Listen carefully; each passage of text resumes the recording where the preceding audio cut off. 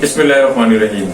अस्सलाम वालेकुम वरहमतुल्लाहि वबरकातुहू। Welcome to our channel. Solution तो है, मुनसिफ कहाँ है? शहजाद भाई, आपको पता है आज आवाम पे फिर बम गिरा है, और मैं उस बम की बात कर रहा हूं जिसको पेट्रोल कहते हैं। और ये बम गिराने से पहले ये भी नहीं सोचा कि इस बम को गिराने से लोगों पे जो बोझ पड़ेगा, जो महंगाई का तूफान आएगा, वो लोग कैसे बर्दाश्त करेंगे यार। मुझे ऐसा लग रहा है जैसे आप पूरी कौम का मजाक उड़ा रहे हैं। मुझे ऐसा लग रहा है, आप नाराज मत होइएगा मेरी बात पर। वो कैसे? हाँ, वो कैसे? आप मुझे बताएं, वो क्यों सोचे कि आवाम पे क्या बोझ पड़ेगा? इससे पहले कभी सोचा उन्होंने? अगर सोचा होता तो आज ये हालात ना होते इस कौम के। आज जो गरीब आदमी पिस रहा है, मर रहा है। आपसे शायद इसी मौजू पर पहले भी बात हो चुकी है महंगाई के हवाले से। ये पेट्रोल जब बढ़ता है, जब कम होता है तो कोई पूछने वाला नहीं होता, कोई किसी कीमत में कोई कमी नहीं आती है। बढ़ता है तो सब जाग जाते हैं, अपनी अपनी कीमतें बढ़ानी शुरू कर देते हैं। सही है, जितनी चीजों की प्रोडक्शन हो रही है सबकी कीमतें बढ़ती हैं, क्योंकि वो पेट्रोल से लिंक हो जाती है। फिर जब पेट्रोल कम होता तो नहीं होती है। अब बात सारी ये है कि ये जो आप कह रहे हैं कि जी पेट्रोल का बम गिरा दिया, इन्होंने नहीं सोचा। भाई वो क्यों सोचे? उन्होंने पहले कभी नहीं सोचा, अब क्यों सोचेंगे? अगर पहले सोचते तो ये हालात थोड़ी होते। अब मुझे ये बताएं, ये जो तेरे पहले नहीं सोचा, मगर अब तो कम से कम सोच लो यार। नहीं हालात नहीं सोचेंगे। जो सोचने की चीजें वो नहीं सोच रहा वो।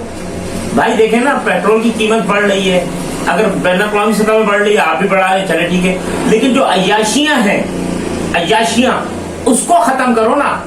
ये जो 2600 सीसी की गाड़ियां चलती हैं, इसमें जो पेट्रोल डलता है प्रोटोकॉल की, ये कौन बर्दाश्त करता है? आपको क्या लगता है कौन करता होगा? आवाम के टैक्स का पैसा है ना भाई। बिल्कुल ऐसे ही। ये इतनी प्रोटोकॉल की गाड़ियां क्यों चलती हैं? इतनी बड़ी बड़ी काबीना बनाकर उनको इतने बड़े बड़े प्रोटोकॉल आपने क्यों दिए हुए हैं? जितने सरकारी मुलाजमीन हैं, जितने गुजरा हैं, इन सब के पेट्रोल, फ्री पेट्रोल को खत्म करें, इन सब की फ्री बिजली खत्म करें। एक गरीब मुल्क यार, उस पे इतना बोझ। खुदा का आप यकीन करें, जो तरक्की याफ्ता ममालिक है ना, वो हम पर हंसते हैं, क्योंकि ये सहूलतें उनके गुजरा को भी नहीं है। ऐसा ही है। जापान में 17 जो नंबर ऑफ कैबिनेट मेंबर्स होते हैं, जो उनके मिनिस्टर्स ले लो, वो 17 से ज्यादा नहीं रख सकते। आपके यहाँ तो सेंचुरी हो जाती है, सेंचुरी से भी ऊपर निकल जाते हैं हम तो। इस वक्त 70 थे। अब आप मुझे ये बताइए कि जो इनको आपने मराहतें दी हुई हैं, वो खत्म क्यों नहीं करते आप? आपने IMF से आपकी डील हो जाती है तो भी बोझ आवाम पर डालते हैं। आप अपनी मराहतों पर नजरसानी करें, उसको कंट्रोल करें, तब जाके इनको एहसास भी होगा और चीजें कंट्रोल में आएंगी। आप लगे रहे, पूरी आवाम को बेवकूफ बनाया हुआ आप लोगों ने। अब आप भी, मैं तो सुन के हैरान होता हूं। आप कहते हैं इनको एहसास, इनको क्यों होगा एहसास? ये मुर्दा जमीर के लोग हैं, जिनको नहीं होगा एहसास। आवाम, ये जो आवाम है, ये भी बेहिस हो गई है। आदत पड़ जाएगी इनको। ये जो आज आप बात कर रहे हैं ना, खुदा की कसम खा के करो, लिख लें आप, ये बमुश्किल एक हफ्ता इस पे बहस होगी हर फोरम पर, उसके बाद आदी हो जाएंगे। कहेंगे मिल तो रहा है ना भाई, ये एक बहुत बड़ी, मतलब एक माफिया है जो काम कर रही है। ये मुल्क पूरा का पूरा माफिया के कंट्रोल में, हर लेवल पर। हर बुनियादी जरूरतें वो भी माफिया के हाथ में। पीने का पानी तो इनके हाथों में है यार। तो फिर अभी आप देखिएगा, ये जो पानी के टैंकर चलते हैं, इनके भी प्राइसेस बढ़ जाएंगे। ऑनलाइन 1600 तो चल ही रहा है। 1650 रुपए भाई, आप 50 कम कर दिया आपने। 2000 रुपए पहुंचा देंगे। हाँ, वो पहुंचाएंगे, वो भी पहुंचाएंगे। अभी चीनी 150 तक थी, अभी ये भी बढ़ेगी। आटा है 1600 रुपए का, 2000 का 10 किलो जल्दी होने वाला है। होने वाला वो भी। लेकिन हम सोते रहेंगे। हम हमारा तो नसीब में सोना, हमें तो सुला दिया उन्होंने। हम बाहर निकलने को तैयार नहीं, बोलने को तैयार नहीं। जो जितने आपके जिम्मेदारान हैं वो भी इसी तरह है। अब मुझे एक बात बताइए, इंसान जितनी ये पूरी कौम है, इसके जो बुनियादी हकूक है, उसकी जामिन कौन है? वो कौन जिम्मेदारी लेगा इसकी? कोई जिम्मेदारी लेने को तैयार है भी क्या नहीं है? या ये मुल्क या इसी तरह भेड़ बकरी की तरह चलता ही रहेगा? भाई आगे जाना है या इसी तरह रहना है? फिलहाल तो जो हालात हैं, और जब से हमने होश संभाला है तब से हम देख रहे हैं हालात ऐसे ही है, पीछे जा रहे हैं, आगे कहाँ जा रहे हैं हम लोग? हालात वैसे ही नहीं है, हालात बदतर होते जा रहे हैं, हालात बेहतरी की तरफ जा ही नहीं रहे, हालात बदतर होते जा रहे हैं मेरे भाई। उसकी वजह यह है कि लोगों ने बोलना सोचना छोड़ दिया है। यार मेरी तो समझ ही नहीं आता इस मुल्क को चलाने के लिए, हालांकि अगर देखा जाए तो हमारी जो पाकिस्तान की आबादी है वो दूसरे मुल्कों की निस्बत जो है, देखा जाए तो रेशियो देख लें आप, इतनी नहीं है। उसको चलाने के लिए इतने लोग तो भाई चाइना को देखें, इंडिया की आबादी देखें, चाइना की आप आबादी को रो रहे हैं। आप अपनी जो मैनेजमेंट है, जो एडमिनिस्ट्रेशन है, वो क्या कर रही है? क्या उसकी प्लानिंग कुछ नहीं है? नहीं, अभी तक तो मुझे नहीं लगता कि कोई प्लानिंग है। इसका आबादी से कोई ताल्लुक नहीं है, इसका ताल्लुक अयाशियों से है, मराठों से है। आप अपनी अयाशियों को खत्म करें, मराठों को खत्म करें, चीजें सिस्टम में आ जाएंगी, सिस्टमेटिक हो जाएगा, चीजें जो है कंट्रोल में आएंगी, प्राइस कंट्रोल में आएगी। आप अपनी अयाशियां तो खत्म करें। मुझे एक बात बताइए, गरीब मुल्क है, उसके वजीर की तनख्वाह देखें आप, फिर उसकी मराहतें देखें आप, ऐसा ही है, टॉप टू बॉटम सबको ले लें आप, तमाम इदारे, इररिस्पेक्टिव कौन है कौन नहीं है, हम किसी का नाम भी नहीं लेंगे, हम तो कहते हैं ए टू जी सब इनकी मराहतें। ये खुद भी तो सोचे ना कि यार एक गरीब मुल्क जिसका गरीब आदमी पिस रहा है, उसके लिए आप कर क्या रहे हो? और जो आप कोई ऐलान करते हो, आज आ गए जी दोपहर में जी, फटाफट हो जी, फौरी तौर पर इसका इतलाक होगा।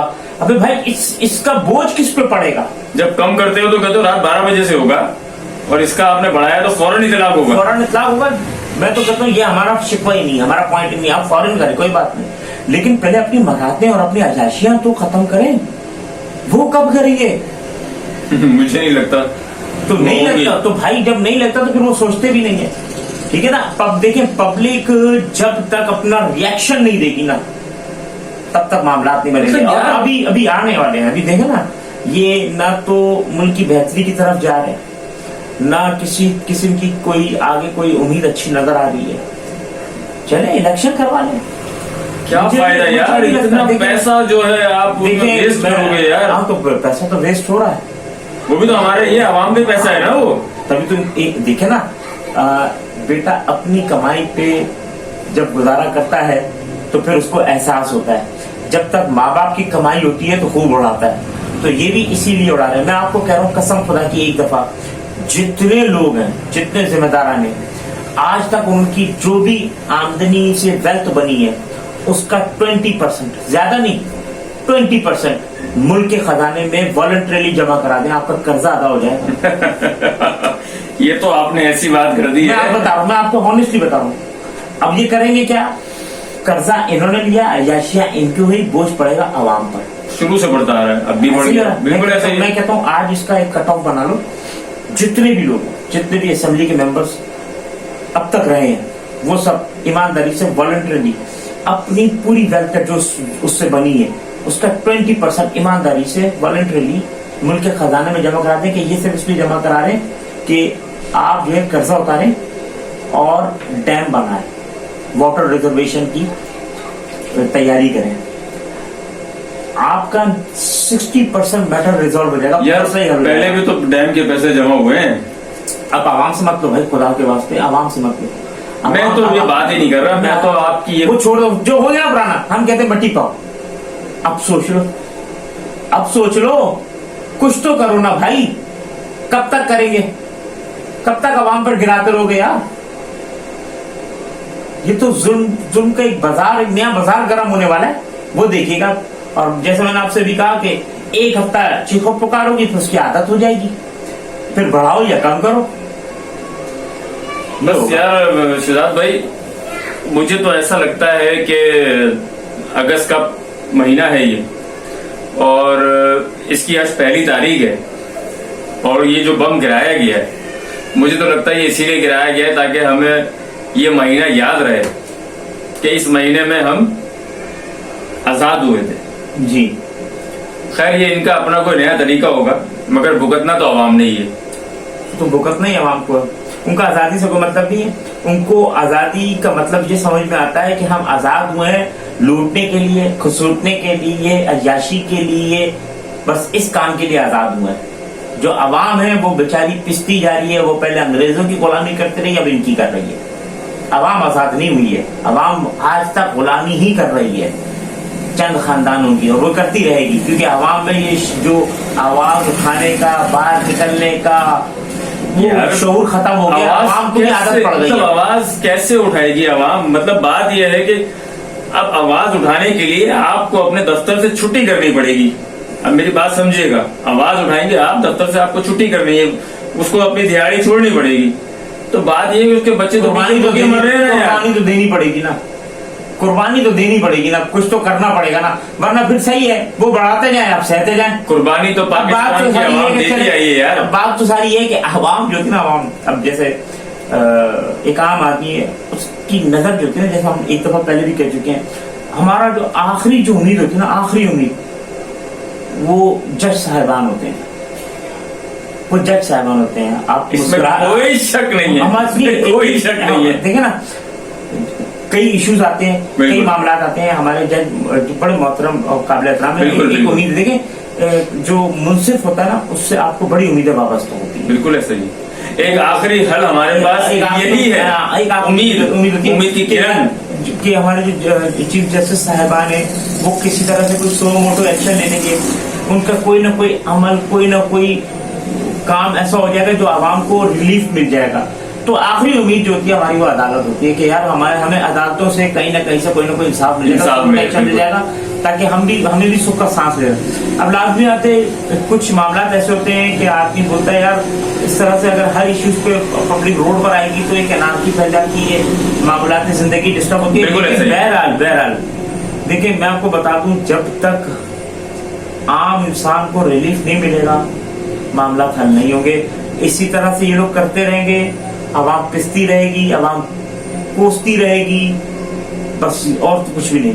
क्योंकि हमने जब से होश संभाला हम यही हालात देख रहे हैं। तो हमारी उम्मीदें, हमारी जो तवक्कुआत हैं वो अदालत उज़्मा से है कि खुदारा सो मोटो एक्शन लें, इनकी अयाशियां, इनकी मराहतें खत्म करवाएं, और हो सके तो थोड़ा सा इस चीज पर नजरसानी करें कि मुल्क के जितने काबिल एहतराम इदारे हैं जो मुल्क की तरक्की और खुशहाली के लिए काम करते हैं, तो उनमें ये चीजें देखी जाए कि ये गरीब मुल्क है, इस पे इतना बोझ न डालें, इस पे थोड़ा सा फोकस करना चाहिए। ये बहुत जरूरी है आगे के लिए। खैर, अल्लाह ताला से दुआ है कि पाकिस्तान पर अपना खास रहमो करम फरमाए।